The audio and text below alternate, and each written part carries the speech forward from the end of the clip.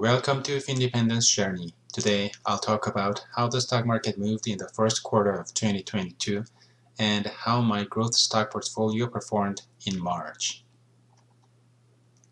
In 2022 Q1, US equities closed out their first quarterly loss in 2 years, due initially to soaring inflation and the Fed's hawkish pivot.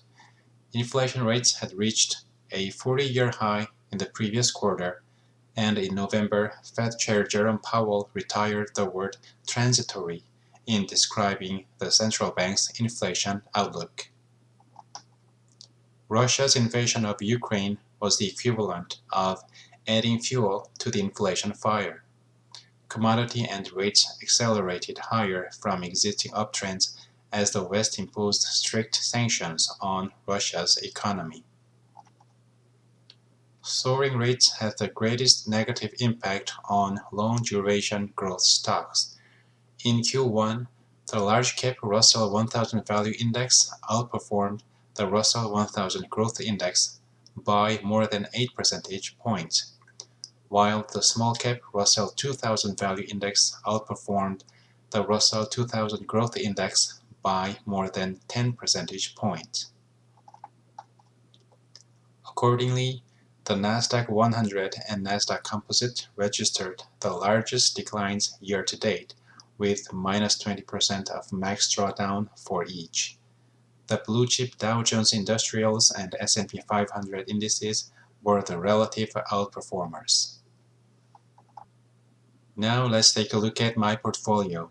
The month-end balance of March is $4,918.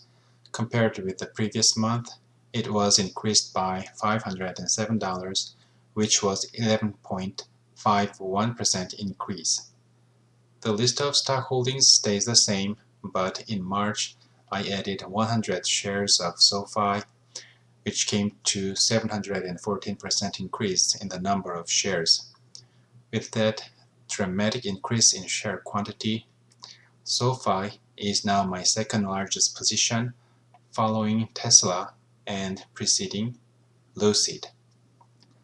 The inception to date gain of my portfolio is minus 9.76%.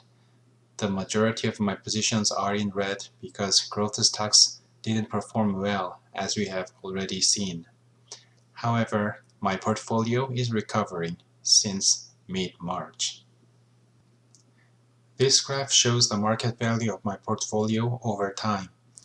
As I mentioned, my portfolio is recovering and going up in value. You can also see that I spent almost all of my cash to buy SoFi shares. In January and February, I didn't buy or sell any stocks and waited for a good opportunity to buy. In March, I found a buying opportunity in SoFi and bought 100 shares. In another video, I'll talk about why I added SoFi stocks. By the way, I acquired 100 shares of SoFi by selling a put option. Selling a put option enables you to generate income on a stock that you are willing to buy. If you want to know more about selling a put option, please let me know in a comment. Then I will create a video about it. That was my portfolio review for March 2022. If you have enjoyed this video, please help this channel grow by hitting the like button, leaving a comment, and subscribing to the channel. I'd really appreciate your support. I also recommend checking out my other videos that may interest you. Thank you for watching.